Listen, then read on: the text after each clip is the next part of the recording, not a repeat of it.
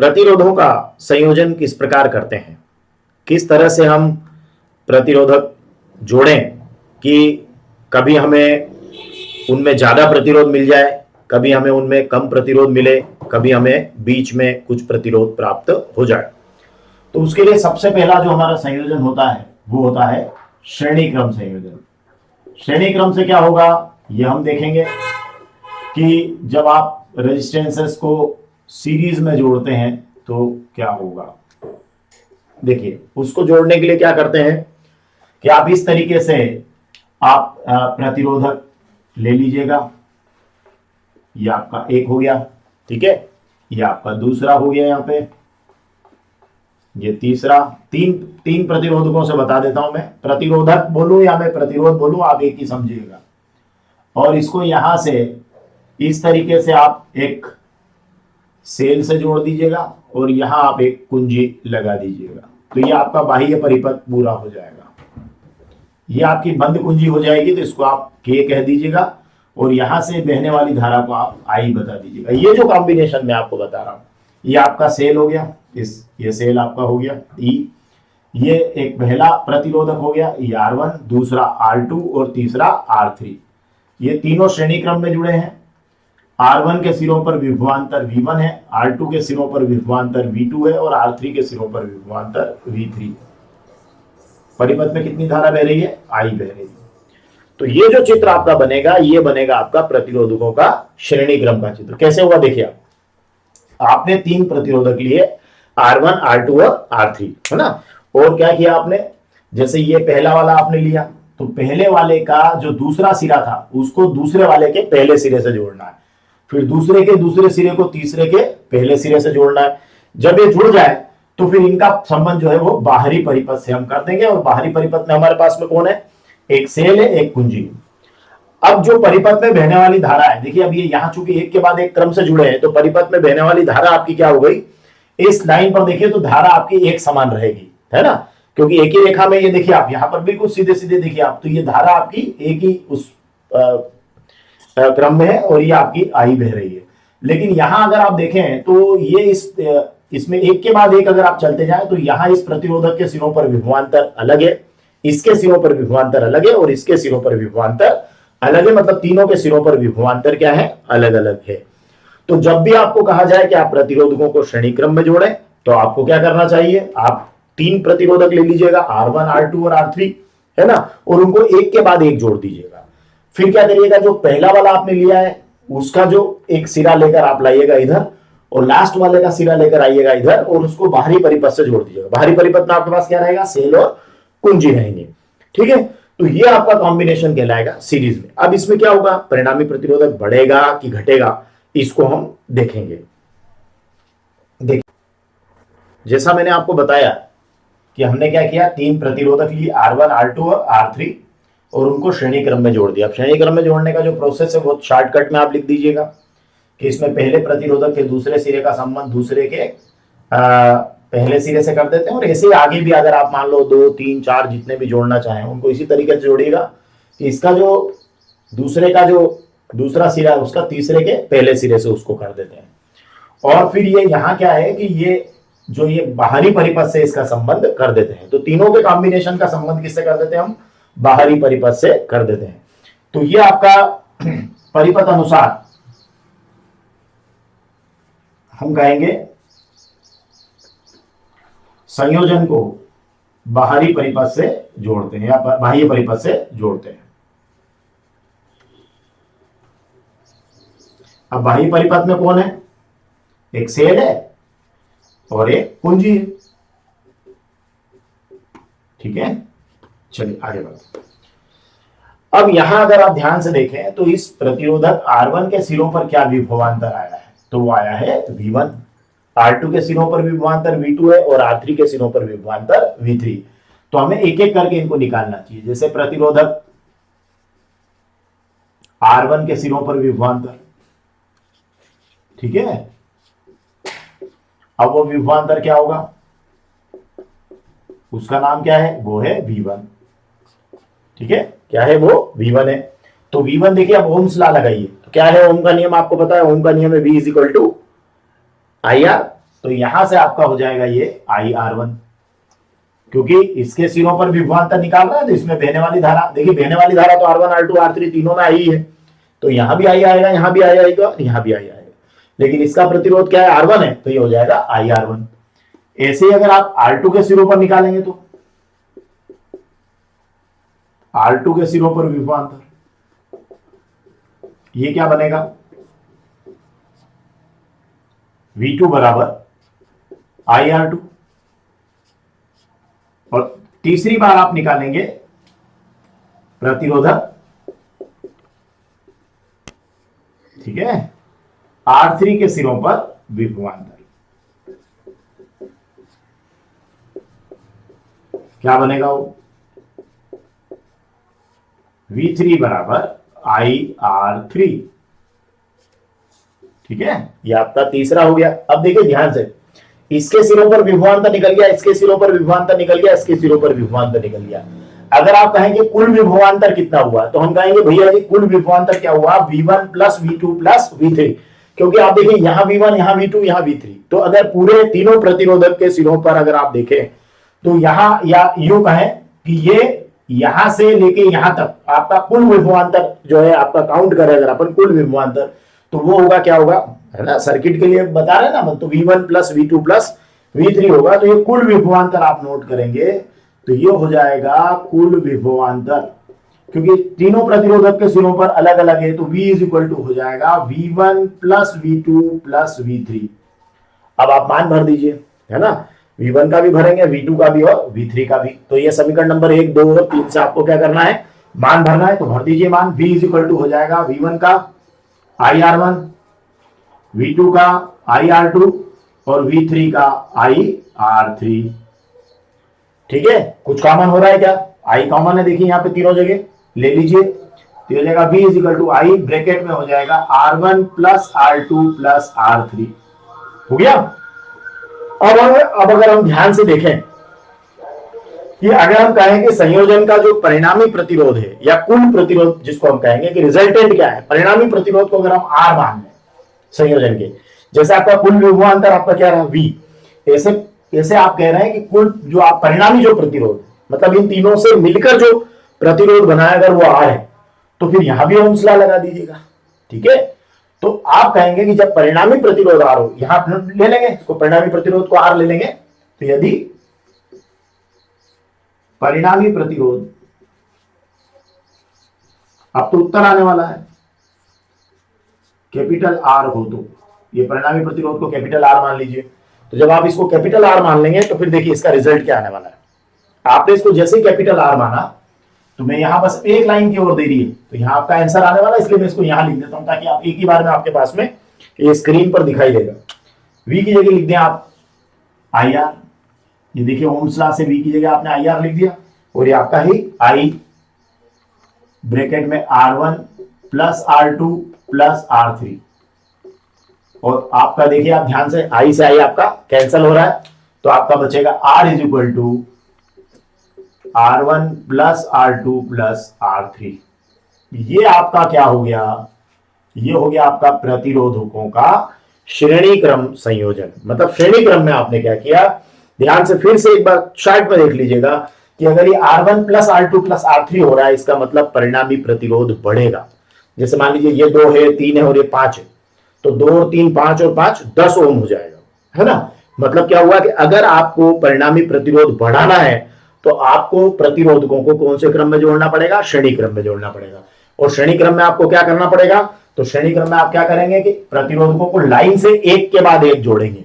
तो ये 1 2 3 आपने जोड़ के बताना है ना। तो हमने कहा R1 R2 R3 3 जोड़े हमने लाइन से एक के बाद एक, और उस पहले वाले का जो फर्स्ट सिरा है और लास्ट वाले का जो तीसरे वाले का जो आखिरी सिरा है उसको बाहरी परिपथ से जोड़ देंगे, तो ये कहलाता है श्रेणी क्रम। बहुत सरल शब्दों में आप लिखिएगा एग्जाम के अंदर भी कि 3 जोड़े हैं, श्रेणी क्रम में है, प्रतिरोधक R1 R2 R3 इनके प्रतिरोध हैं, और श्रेणी क्रम में जोड़ने का मतलब है एक के बाद एक जोड़ेंगे, और पहले वाले का पहला सिरा और तीसरे वाले का आखिरी सिरा हम जो है बाहरी परिपथ से जोड़ देंगे। बाहरी परिपथ का मतलब कुछ नहीं है, सिर्फ जो है आपका सेल और कुंजी, ठीक है। फिर आप कहना कि अब जो अलग अलग है ना वहां से शुरू करना। अलग अलग कौन है, विभवांतर अलग अलग है, तो विभवांतर से स्टार्ट करना कि भाई यहाँ विभवांतर R1 के सिरों पर V1 है, R2 के सिरों पर विभवांतर V2 है और R3 के सिरों पर V3 है। तो V से स्टार्ट करना कि V इज इक्वल टू मतलब कुल विभवांतर जिसको आप कह रहे हैं वो है V is equal to V1 plus V2 plus V3 और ओम्स लॉ लगाना है, मतलब V1 V2 V3 के मान रखना है। अगर आप पहले क्या करना है भूल भी जाए कि V1 V2 V3 हमें पहले निकालना था भूल जाए, तो ये मेन बात है इसकी, ये याद रखिएगा कि आपको इसके अंदर कुल विभवांतर निकालना है। क्या निकालना है? कुल विभवांतर, बस V1 plus V2 plus V3। अब ऑटोमेटिक आपके समझ में आ जाएगा अरे V1 V2 V3 नहीं निकाले तो ये वाली लाइन है, अब यहां नीचे लिख दीजिएगा कि R1 के सिरों पर विभवांतर V is equal to I R1, R2 के सिरों पर V2 is equal to I R2 और R3 के सिरों पर V3 is equal to I R3। जब आप ऐसा लिख देंगे कॉमन ले लेंगे, अब आपको यहां फिर जरूरत पड़ेगी कि भाई परिणामी प्रतिरोध कितना है, तो उसको आप R मान लीजिएगा तो वो आई R हो जाएगा और R से आपका आई से आई कैंसिल कर दीजिएगा। तो ये आपका जो है ये क्या हो जाएगा? प्रतिरोधकों का श्रेणी क्रम समूह जिसमें परिणामी प्रतिरोध बढ़ता है। अब हम लेंगे प्रतिरोधकों का समांतर क्रम समूह, आइए उसको भी देख लेते हैं। अब लेंगे हम प्रतिरोधकों का समांतर क्रम संयोजन। अब समांतर क्रम में प्रतिरोधकों को कैसे जोड़ेंगे कि आपको क्या करना चाहिए कि जैसे मान लीजिए आपने यहां पर ये आपका एक प्रतिरोधक लेंगे यहां इस जगह, और ये आपने ले लिया एक वाला, ऐसे बनाना है आपको, ठीक है। एक उसके नीचे बना लीजिए ऐसे, ठीक है, ये बना लिया आपने, एक और उसके नीचे बना लीजिए इस तरीके से। ये आपका समांतर क्रम संयोजन कब होगा? जब आप क्या करेंगे इनको इस तरीके से, इसको एक पॉइंट से जोड़ देंगे यहां लाकर, इन तीनों को एक ही पॉइंट से जोड़ना आपको इस तरह, ये देखिए ये आपने जोड़ दिया, ठीक है। आप स्केल से बना लीजिएगा, यहां भी आप ऐसा ही कीजिएगा, इनको एक ही पॉइंट से इस तरीके से जोड़ दीजिएगा, ये आपने जोड़ दिया। तो ये आपके समांतर क्रम का कॉम्बिनेशन तैयार होने लगा है, जिसमें आपने क्या किया, ये आपका प्रतिरोध R1, इसका प्रतिरोध R1, इसका R2 और इसका R3 है ना, प्रतिरोधकों का प्रतिरोध, ठीक है। और सिंपली नॉर्मल भाषा में हम उसको प्रतिरोध भी बोल देते हैं, है ना। तो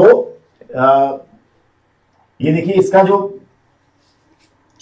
ये जो प्रतिरोधक आपने जोड़े हैं समांतर क्रम में, समांतर क्रम का मतलब ये कि तीनों का जो पहला सिरा है, देखिए फर्स्ट वाला जो सिरा है तीनों का, देखिए ये यहां देखिए आप इसको, ये वाला जो इसका सिरा है ये वाला है ना, इसका ये वाला और इसका ये वाला, आपने क्या किया इनको एक ही पॉइंट से जोड़ दिया है। जैसे इन तीनों को यहाँ ए से जोड़ दिया है और यहाँ तीनों को आपने किससे जोड़ दिया? बी से जोड़ दिया, इस तरीके देखिए आप, है ना। अब क्या हुआ देखिए, इसके बाद में आपने क्या किया, इसका ए और बी का संबंध आपने बाहरी परिपथ से कर दिया। बाहरी परिपथ में मैंने आपको सिखा रखा क्या क्या होता है, कुंजी होती है और ये आपका सेल होता है, प्लस और ये माइनस। ये आपका जो कॉम्बिनेशन है, ये कॉम्बिनेशन आपका कहलाएगा प्रतिरोधकों का समांतर क्रम संयोजन, है ना। तो समांतर क्रम में आपने क्या किया, इस तरीके से आपने तीन प्रतिरोधक लिए, R1, R2 और R3 उनके रेजिस्टेंसेस या प्रतिरोध हैं, और उन तीनों का संबंध क्या किया आपने, उनके पहले सिरे का संबंध एक बिंदु से परिपथ में और दूसरे सिरे का संबंध एक दूसरे बिंदु से परिपथ में करके उन दोनों बिंदुओं के बीच आपने क्या करा, बाहरी परिपथ लगाया। मतलब आपने क्या लगाया, एक आपने सेल लगाया और सेल के साथ साथ आपने क्या लगाई, कुंजी लगाई।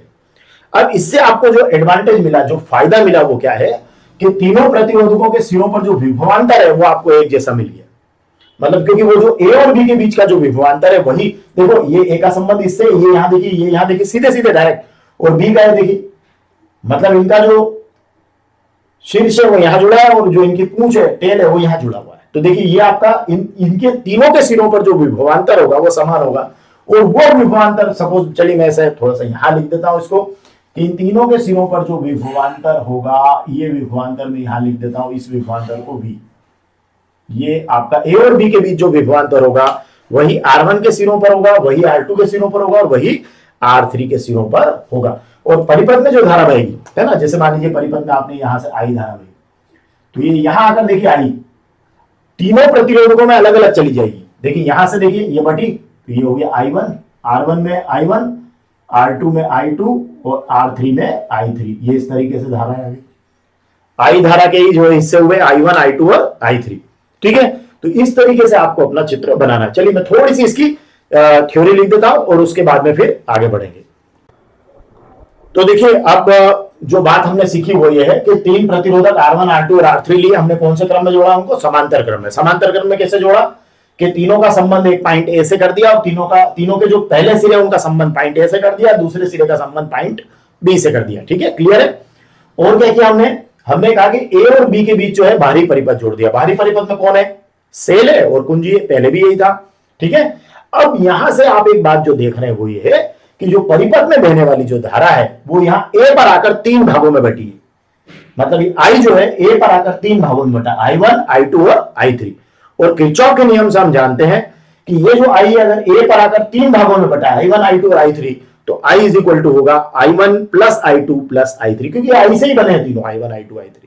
ठीक है, और हमने कहा देखिए चूंकि तीनों प्रतिरोधकों का जो पहला सिरा है वो ए से जुड़ा है, दूसरा सिरा बी से जुड़ा है, मतलब जो ए और बी के बीच का विभवांतर है वही तीनों प्रतिरोधकों के सिरों पर होगा। तो ए और बी के बीच का विभवांतर क्या है? आपका वी है। तो इसके सिरों का विभवांतर, इसके सिरों का विभवांतर और इसके सिरों का विभवांतर फिक्स रहेगा, तो वो क्या रहेगा? वी रहेगा। तो अब यहां पे देखिए परिपथ में बहने वाली धारा कितनी है? उसके तीन हिस्से हो गए। I is equal to I1 plus I2 plus I3। और अगर आप पिछले जैसे आप जो अगर श्रेणी क्रम वाले से देखते हैं तो पहले I1, I2, I3 के मान भी निकाल कर रख सकते थे कि प्रतिरोधक R1 में से बहने वाली धारा निकाल लो, फिर R2 में से, फिर R3 में से। और एक तरीका है कि पहले इसको लिख लो और उसके बाद में फिर आप अब निकाल लो, क्योंकि अब जरूरत पड़ रही है I1, I2, I3 की, तो अब निकाल लीजिए, है ना। तो यहां आपका जो प्रतिरोधक, कौन सा प्रतिरोधक? R1,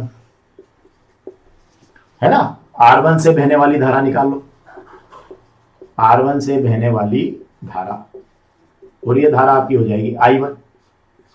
I1 का मान निकालो, फिर I2 निकाल लेना, फिर I3 निकाल लेना। तो I1 निकालिए, तो ओम्स लॉ से क्या होता है? V is equal to IR, ये ओम का नियम है चूंकि करके।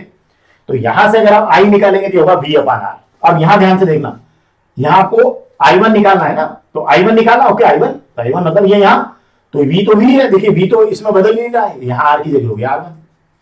तो I1 का मान आ गया V अपान R1। देखिए I का मान होगा V बटे R, ओके। अब यहां देख लीजिए क्या है? V है, तो V है तीनों में, तो यहां V हो गया, R की जगह क्या हो गया? R1 हो गया, क्योंकि I1 जो है वो R1 में से बह रही है। अब ऐसे ही ये R1 से बहने वाली धारा हो गई। अब R2 से I2 का मान बोलो, V अपान R2। और तीसरा हो जाएगा आप ये देखिए आपका, अब थर्ड बोलिए, R3 से I3 का मान V अपान R3। हो गया कि नहीं हो गया? I1, I2, I3 आप चाहते तो ये पहले निकाल लेते और बाद में लाइन लिख लेते। अगर आप पहले लिख ले बाद में निकाल ले तब भी कोई बात नहीं। अब आपको सिंपली क्या करना है, आपके पास तीनों आ गए, कौन कौन आ गए? I1 आ गया, I2 आ गया, I3 आ गया। अब आपको यहां पर रखना है, तो परिपथ में बहने वाली धारा आपको प्राप्त हो जाएगी। तो देखिए क्या हुआ, रख दीजिए मान, ठीक है। तो इसमें आप मान रखेंगे, अतः थोड़ा सा लिखने की टेक्निक है, अतः वगैरह कुछ नहीं होता। I is equal to I1 plus I2 plus I3। देखिए I1 की जगह V बटे R1, I2 की जगह V बटे R2 और I3 की जगह V बटे R3।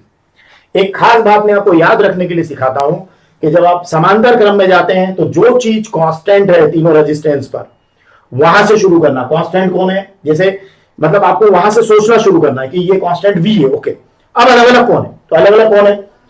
I अलग अलग है। तो बस स्टार्टिंग आपकी I is equal to I1 plus I2 plus I3 से होगी। श्रेणी क्रम में क्या था? श्रेणी क्रम में I कांस्टेंट था, हो जाता आपने कहा I कांस्टेंट, ओके। और अलग अलग क्या था? अलग अलग था V। तो वहां स्टार्ट आपने किया था V is equal to V1 plus V2 plus V3। तो श्रेणी क्रम में आप शुरू करते हैं V is equal to V1 plus V2 plus V3 से, और समांतर क्रम में आपको शुरू करना है I is equal to I1 plus I2 plus I3 से। जिसमें I1, I2, I3 अलग है उसमें केवल V है, और जिसमें V1, V2, V3 अलग है उसमें केवल I है। बस इतना ध्यान रखना, ओके। अब देखिए यहां से कुछ कॉमन होता होगा आप ले लीजिए, है ना। और ये I इज इक्वल टू हो गया, देखिए ये V कॉमन हो गया, यहां से बचा 1 अपान R1 प्लस 1 अपान R2 प्लस 1 अपान R3, ठीक है। अब आप ध्यान से देखिए ये V लिखा है यहां पे और ये यहां लिखा I। अगर आप ऐसा मानते हैं कि परिणामी प्रतिरोध को आप R मान लीजिए, है ना, मतलब इन तीनों का जो मिलाकर जो प्रतिरोध है, कुल मिलाकर मिला जुला प्रतिरोध अगर आप कैपिटल R मानते हैं, तो यदि परिणामी प्रतिरोध, और बस ओम्स लॉ से अब I का मान भरना है, यदि परिणामी प्रतिरोध कैपिटल R हो तो यस, तो आई की जगह क्या हो जाएगा, देखिए आई लिखेंगे, आई निकालेंगे तो होगा वी बटे आर, ओम्स लॉ से। देखिए ये ओम्स लॉ है ना, क्या है ओम्स लॉ, ओम्स लॉ से। तो आई निकालेंगे तो होगा वी अपान आर, तो आई की जगह लिख दीजिए आप वी बटे आर, ये वी बटे आर, ये वी है 1/R1 plus 1/R2 plus 1/R3। कुछ कट रहा हो तो काट दीजिए, वी से वी कैंसिल हो रहा, देखिए आप ये वी से वी कैंसिल हो जाएगा, तो ये हो जाएगा 1/R is equal to 1/R1 plus 1/R2 plus 1/R3। अब यहां ध्यान से आप मजेदार बात देखेंगे कि अगर आप यहां पर वैल्यू पुट करेंगे R1 R2 और R3 की, तो परिणामी प्रतिरोध जो अलग अलग प्रतिरोध हैं उनसे कम हो जाएगा। मतलब ये जो प्रतिरोधक तीनों लगे हैं, है ना, रेजिस्टर्स लगे हैं R1 R2 और R3, इनके जो रेजिस्टेंसेस हैं, इनके जो प्रतिरोध हैं, उस प्रतिरोध अलग अलग प्रतिरोधों से भी क्या हो जाएगा, ये वैल्यू कम हो जाएगी। मतलब ये डाउन होना है, कहने का मतलब ये। तो इसमें वैल्यू क्या होती है, कम होती जाती है। अच्छा, बीच की वैल्यू भी निकल सकती है, जैसे आप श्रेणी क्रम समांतर क्रम में मिक्स कर देंगे तो बीच की वैल्यू, तो एक्चुअली प्रतिरोधकों को श्रेणी क्रम और समांतर क्रम में जोड़ा इसलिए जाता है कि आप परिणामी प्रतिरोध बढ़ा लें, परिणामी प्रतिरोध घटा लें, परिणामी प्रतिरोध बीच का कर लें। इन सब चीजों के लिए कभी श्रेणी क्रम में, कभी समांतर क्रम में, कभी मिक्स करके इनको प्रतिरोधकों को जोड़ा जाता है। लेकिन एक खास बात जो आपको ध्यान रखना है वो मैंने सिखा दी कि कौन सी बात अलग है और कौन सी बात समान है, बस ये ध्यान रखना है। जैसे श्रेणी क्रम में तो एक के पीछे एक जोड़ा, अब एक के पीछे एक लाइन से जोड़ेंगे तो आई समान रहेगा, वी अलग अलग रहेगा। तो वी जो अलग अलग रहेगा तो V equal to v1 plus v2 plus v3 से शुरू कर देना, और आई हमेशा आई लिखना, i1 i2 i3 नहीं लिखना है। लेकिन जब आप समांतर क्रम में आते हैं तो ऐसे जोड़ना है। जब आप ऐसे जोड़ेंगे तो क्या होगा, ऐसे जोड़ने में आपको ध्यान रखना कि इन तीनों का संबंध 2 पॉइंट से कर दिया, ए और बी से। तो फिर ऐसे में ये v जो है ना, जो इन दोनों पॉइंट के बीच का v होगा वही इन तीनों के सिरों पर होगा, तो v सेम रहेगा। अब v सेम रहेगा तो अलग अलग कौन होगा, तो भैया जी यहां अगर करंट गया और 3 हिस्सों में घटा तो आई अलग अलग हो गया, एक में i1 गया, एक में i2 गया, एक में i3 गया, तो i is equal to i1 plus i2 plus i3 में रखना है यहां, और उसके बाद ओम्स लॉ लगाना, मत दैट्स ऑल। श्रेणी क्रम में v is equal to v1 plus v2 plus v3 ohm's law, समांतर क्रम में i is equal to i1 plus i2 plus i3 ohm's law. अपने आप उत्तर निकल कर आएगा, श्रेणी क्रम में परिणामी प्रतिरोध बढ़ेगा, समांतर क्रम में परिणामी प्रतिरोध घटेगा, यह हमें ध्यान रखना है। तो ठीक है, मुझे लग रहा है आपको बहुत अच्छे समझ में आया होगा। Thank you.